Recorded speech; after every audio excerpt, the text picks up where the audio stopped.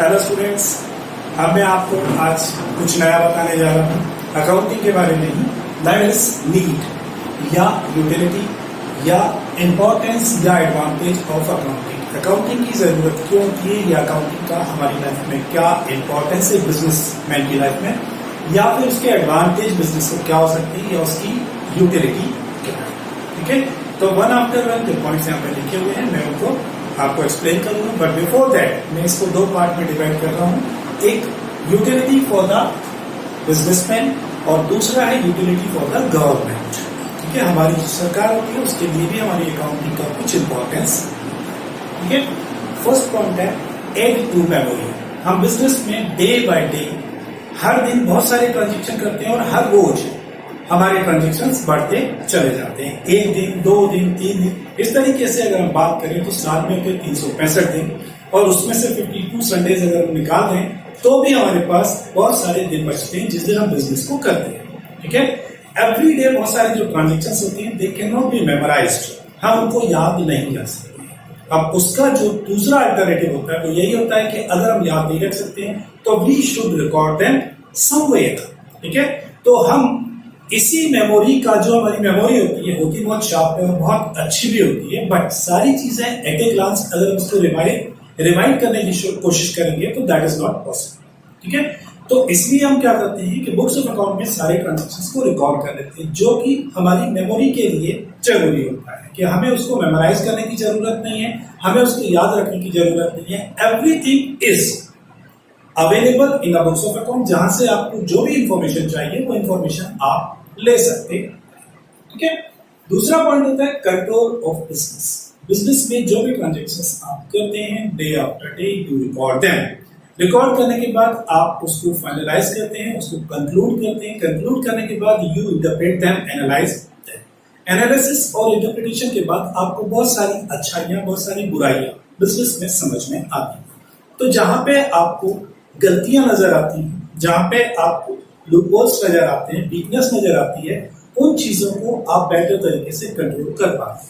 ठीक है, अगर आपको फ्रॉड डिटेक्ट होता है, कोई एरर आपको बुक्स ऑफ अकाउंट में नजर आती है तो आप उसको कंट्रोल कर सकते हैं। तो बिजनेस को सही तरीके से कंट्रोल करने के लिए भी आपको बुक्स ऑफ अकाउंटिंग की जरूरत होती है। उसके बाद आते हैं proof in court. Sometimes we need to prove something in court. Suppose करें एक आदमी दिवालिया है और वो ये कहता है कि मेरे पास पैसा नहीं है बिकॉज ऑफ मेरे बिजनेस में कंटिन्यूसली लॉस हो रहा है and I have no assets now. ठीक है, तो कोई भी व्यक्ति के किसी भी इंसान के कहने के ऊपर कोई भी भरोसा नहीं कर सकते। You have to give them proof. तो ऐसे सिचुएशन में आप बिजनेस में अपनी बुक्स ऑफ अकाउंट या कोर्ट में अपनी बुक्स ऑफ अकाउंट को प्रेजेंट कर सकते हैं, जिससे कि कोर्ट के सामने ये चीज साबित हो सके कि आप जो बोल रहे हैं वो सही है, आपकी फाइनेंशियल पोजीशन अच्छी नहीं है, आपके बिजनेस में कंटिन्यूसली लॉस हो रहे हैं, या किसी भी तरह का कोई भी डिस्प्यूट अगर आपके यहाँ होता है किसी के भी साथ, तो बुक्स ऑफ अकाउंट में सारी चीजें अवेलेबल हैं, जिससे कि आप देख सकते हैं कि आपको क्या करना चाहिए। ठीक है, फिर उसके बाद आते हैं अपन नॉलेज ऑफ प्रोग्रेस। आपके बिजनेस की नॉलेज ऑफ प्रोग्रेस या डिग्रेस जो भी है, जरूरी नहीं है कि आपके बिजनेस में प्रोग्रेस ही हो रही है, कभी कभी बिजनेस डाउनफॉल में भी चला जाता है, बट वो किस दिशा में जा रहा है इसको आप डे बाय डे असेस नहीं कर पाते। ओवरऑल जब तक सिचुएशन समझ में नहीं आती है तब तक आप उसको सही तरीके से प्रेडिक्ट नहीं कर पाते, जान नहीं पाते। ठीक है, तो आपके बिजनेस में क्या प्रोग्रेस हो रही है, आपके बिजनेस की क्या पोजीशन है, ये सिर्फ आप तभी जान पाते हैं जब साल भर आप जो भी ट्रांजेक्शन्स करते हैं उनको सिस्टमेटिकली आपने रिकॉर्ड किया हुआ है, और उसके बाद जब आप अपने फाइनल अकाउंट बनाते हैं तो आपको मालूम पड़ती है वो सारी चीजें कि कहाँ आपके बिजनेस में कमी है, कहाँ आप अच्छा काम कर पा रहे हैं। उसके बाद आता है helps in business valuation. Sometimes आप अपने बिजनेस को बेचना चाहते हैं। ठीक है, ऑब्वियस ही चीज है कि मेरे पास अगर कोई चीज है तो मैं मेरे हिसाब से उसका दाम बताता हूं, लेकिन सामने वाला उस चीज को मानेगा कैसे, on what basis he will believe on you. तो आपके बिजनेस के वैल्यूएशन के लिए आपकी बुक्स ऑफ अकाउंट जो रहती हैं वो हेल्प करती है, because of there are so many transaction जो भी आपने की है, everything is recorded in the books of account. How many assets you are having, how many liabilities you are having, what are the profits in past, what are the correct profits, loss, whatever जो भी है वो सारी चीजें आपको books of account से मालूम पड़ती हैं। तो इजीली कोई आदमी आपके बिजनेस के असेसमेंट कर सकता है, बिजनेस की वैल्यू को असेस कर सकता है, और वो आपके बिजनेस को खरीदने के लिए क्या प्राइस देने के लिए तैयार हो सकता है, ये उसको आसानी से निकाल पाना पॉसिबल हो पाता है। उसके बाद आता है ease in seeking business. Business is a risk, और एक आदमी बिजनेस में जब पैसा इन्वेस्ट करता है, अकेला रिस्क ले रहा है, साथ में उसके पास अनलिमिटेड पैसा भी नहीं होता है, ठीक है। और चूंकि बिजनेस को अगर आपको एक्सपैंड करना है तो यू नीड मोर फंड्स। आपको जब जब पैसे की जरूरत पड़ेगी आपको बिजनेस में लगाना पड़ेगा, और एक इंडिविजुअल या फिर ग्रुप ऑफ पर्सन जिसको हम पार्टनरशिप कहते हैं, वो सब मिलके भी अनलिमिटेड पैसा तो बिजनेस में नहीं लगा सकते, क्योंकि उनके पास कोई पैसों के पेड़ नहीं है, ठीक है।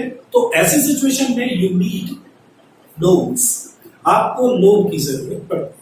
अब कोई भी आदमी अगर आपको लोन देता है तो पहले वो आपकी फाइनेंशियल पोजीशन को असेस करता है, ठीक है। अब फाइनेंशियल पोजीशन को असेस करने के लिए अगर आप अपनी मर्जी से कुछ भी चीजें बोल के बताएंगे तो nobody will believe. Only the books of account can prove कि आपकी फाइनेंशियल पोजीशन कैसी है, आपका बिजनेस किस डायरेक्शन में जा रहा है। ऑन दैट बेसिस वो आपका असेसमेंट करता है, और असेसमेंट करने के बाद डिसाइड करता है कि आपको लोन दिया जाना चाहिए या नहीं दिया जाना चाहिए, ठीक है। तो इफ यू वांट लोन तो you have to keep books of account properly, ताकि आप उनको प्रेजेंट करके अपने बिजनेस के बारे में समझा सकें। And last, helps in future planning, ठीक है। बिजनेस में आपको हर दिन प्लानिंग करनी होती है, short term as well as long term. और प्लानिंग जो होती है वो तभी होती है when you have the informations जिनसे कि आप फ्यूचर के बारे में कुछ प्रेडिक्शन कर सकें, ठीक है। तो आपकी बुक्स ऑफ अकाउंट आपको डेटा प्रोवाइड करती है, बेस फॉर प्लानिंग। जो इंफॉर्मेशन आपको प्रोवाइड की जाती है वो आपका बेस बनता है, और उसी इंफॉर्मेशन को यूज करते हुए आप फ्यूचर को प्रोजेक्ट करते हैं। मतलब आपको फ्यूचर में क्या करना चाहिए, what may happen in future, that depends to some extent by your past. Okay, तो ये थे बिजनेसमैन के पॉइंट ऑफ व्यू से उसके बेनिफिट्स। अब हम आते हैं गवर्नमेंट के पॉइंट ऑफ व्यू से कि गवर्नमेंट के लिए उसके क्या फायदे हो सकते हैं। सबसे पहला, हेल्प्स इन टैक्स असिस्टेंस। आपके बिजनेस से डायरेक्टली गवर्नमेंट को कोई मतलब नहीं, ठीक है। गवर्नमेंट को सिर्फ आपसे मतलब होता है कि आप गवर्नमेंट को प्रॉपर टैक्स पे कर रहे हैं या नहीं कर रहे हैं, ठीक है। नॉर्मली यू हैव टू पे, एक तो जीएसटी जो आप सभी ने बहुत सुना हुआ है, दूसरा होता है इनकम टैक्स, ठीक है। ये दो मेजर टैक्स होते हैं, इसके अलावा भी कुछ टैक्सेस हो सकते हैं जो बिजनेस के ऊपर लगाए जा सकते हैं, ठीक है। तो गवर्नमेंट का जो इंटरेस्ट होता है वो टैक्स असेसमेंट में होता है कि आपने जो टैक्स पे किया है वो सही है या नहीं। अब इसको चेक करने के लिए until unless you provide the data to the government, they are not able। इसलिए गवर्नमेंट आपको एनफोर्स करती है कि you have to maintain the books of account, therefore they will be able to calculate your perfect tax or correct tax। उसके बाद आते हैं हम knowledge of national growth. Obviously national growth depend करती है इंडिविजुअल जो हमारे बिजनेस होते हैं छोटे छोटे, क्योंकि नेशन कैसे बनता है, हम जैसे सिटीजन्स से बनता है, और हम लोग ही बिजनेस यहाँ पर करते हैं। अगर हमारे बिजनेस ग्रोथ करते हैं तो ऑब्वियसली हमारी कंट्री जो है ग्रोथ करती है, ठीक है। तो बिजनेस के जो डेटास हम गवर्नमेंट को प्रोवाइड करते हैं, स्टॉक एक्सचेंज को प्रोवाइड करते हैं या सेबी को प्रोवाइड करते हैं, वो सारे के सारे डेटास गवर्नमेंट के पास जाते हैं, और गवर्नमेंट उनके बेस पर ये देखती है कि हमारी कंट्री किस डायरेक्शन में जा रही है, किस फील्ड में अच्छी है, किस फील्ड में हम बैकवर्ड हैं, ताकि उसके हिसाब से गवर्नमेंट अपनी प्लानिंग कर सकते। उसके बाद आते हैं हम decision for investment and disinvestment. Sometimes हमारे यहाँ सिर्फ हम ही बिजनेस करते हैं, ऐसा नहीं, गवर्नमेंट भी बहुत सारी इंडस्ट्रीज में इन्वॉल्व है, जैसे रेलवे है, पोस्ट एंड टेलीग्राफ है, ऐसे गवर्नमेंट की बहुत सारी कंपनीज भी, राइट। तो जब गवर्नमेंट की कंट्रीज होती हैं तो ऑब्वियसली चीज है कि गवर्नमेंट उसमें पैसा इन्वेस्ट करती है। अब गवर्नमेंट जब पैसा इन्वेस्ट करती है तो ऑब्वियसली कि गवर्नमेंट इज ऑल्सो इंटरेस्टेड कि उसके बिजनेस में जहां पे उसने पैसा लगाया हुआ है उस पैसे का सही रिटर्न वो कंपनी दे रही है या नहीं दे रही, ठीक है। तो गवर्नमेंट को उस इंडस्ट्री में बने रहना चाहिए या फिर वहां से अपना शेयर बेच के और बाहर आ जाना चाहिए। तो गवर्नमेंट को decision for investment and disinvestment, investment का मतलब पैसा डालना और डिसइन्वेस्टमेंट का मतलब होता है कि गवर्नमेंट अपना पैसा वहां से बाहर निकाल लेती है, ठीक है। It can be possible only through the books of account, जहां से आप असेसमेंट कर पाते हैं बिजनेस का और सही पोजीशन को जान पाते हैं। उसके बाद आते हैं helps in preparing government budget. सरकार को अपना बजट बनाना पड़ता है। बजट का मतलब होता है estimation of the future expenses और इनकम्स, ठीक है। तो जो गवर्नमेंट बिजनेसमैन होते हैं वो गवर्नमेंट को टैक्स देते हैं, सिंपल सी चीज है, और आप लोग भी देते हैं। जो बिजनेस नहीं कर रहे हैं they are also paying tax, लेकिन वो सिर्फ इनकम टैक्स पे करते हैं, ठीक है। और मेजरली इनकम टैक्स के बाद जो आता है वो आता है हमारा जीएसटी, ठीक है। तो गवर्नमेंट जब प्लानिंग करती है अपने बजट की, तो उसमें उसको ये असेसमेंट करना होता है कि कितना कहां से टैक्स आने वाला है, और वो टैक्स का कैलकुलेशन से पॉसिबल हो पाता है कि बिजनेसमैन अपने सही रिकॉर्ड्स गवर्नमेंट को प्रोवाइड करते हैं, जिससे कि गवर्नमेंट टैक्स का कैलकुलेशन कर पाती है कहां से कितनी इनकम जनरेट होने वाली है, और ऑन दैट बेसिस उस कितना पैसा आने वाला है उसके बेस पर गवर्नमेंट अपने खर्चों की प्लानिंग करती है। इस तरीके से गवर्नमेंट का बजट बनाया जाता है, और जब तक ये डाटा गवर्नमेंट के पास अवेलेबल नहीं हो पाएंगे गवर्नमेंट को बजट बनाने में प्रॉब्लम आएगी। दैट्स कि ये थे हमारे benefits to the businessman and to the government. अब हर चीज में फायदे ही होते हैं, हर चीज का इंपॉर्टेंस उसके एडवांटेजेस के कारण ही होता है, वो तो अपनी जगह है, लेकिन हर चीज में कहीं ना कहीं कुछ कमी भी होती है। जैसे हर इंसान में अच्छाई भी होती है और बुराई भी होती है। तो ऐसे ही अकाउंटिंग के जहां पर एडवांटेज है, तो अकाउंटिंग की कुछ लिमिटेशंस भी, उसके डिसएडवांटेज भी आप कह सकते हैं। वो सारे डिसएडवांटेज आगे मैं आपको फिर से ये इनके बारे में बताने जा रहा हूं, ये लिमिटेशंस और डिसएडवांटेज ऑफ अकाउंटिंग, ठीक है, इसकी क्या कमियां हैं। सबसे पहला historical in nature. Books of account में हम वही चीज रिकॉर्ड करते हैं जो हम ऑलरेडी कर चुके हैं, ठीक है। फ्यूचर के बारे में हम कुछ नहीं कर पाते, जो हम कर चुके हैं वो हम रिकॉर्ड करते हैं। तो ये जो आपको इंफॉर्मेशन प्रोवाइड करती है वो सिर्फ और सिर्फ पास्ट की इंफॉर्मेशन प्रोवाइड करती है, जिसके बेस पर हम फ्यूचर का प्रोजेक्शन जरूर करते हैं, but on the basis of past future exactly जो आप प्रोजेक्ट कर रहे हैं, प्रेडिक्ट कर रहे हैं, वैसा ही होगा ऐसा जरूरी नहीं। तो सिंपल सी चीज है कि अकाउंटिंग का जो सिचुएशन, अकाउंटिंग की जो प्रॉब्लम है वो ये है कि ये आपको पास्ट आपके सामने ला के दिखाती है, प्रेजेंट की सिचुएशन को डिस्क्लोज नहीं देती, ठीक है। उसके बाद मॉनिटरी ट्रांजेक्शंस, इसको हम बोलते हैं क्वालिटेटिव और क्वांटिटेटिव, ठीक है।